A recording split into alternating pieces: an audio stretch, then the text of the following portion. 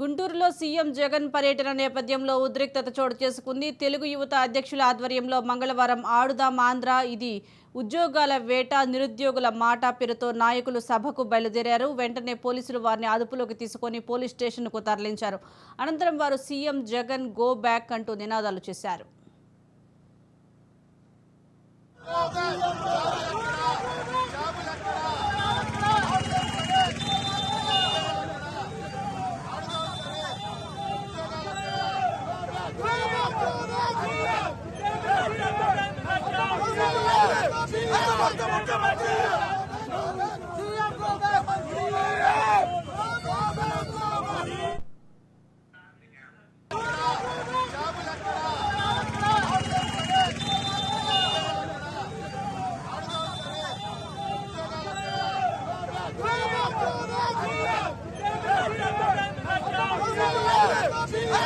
Muchas gracias.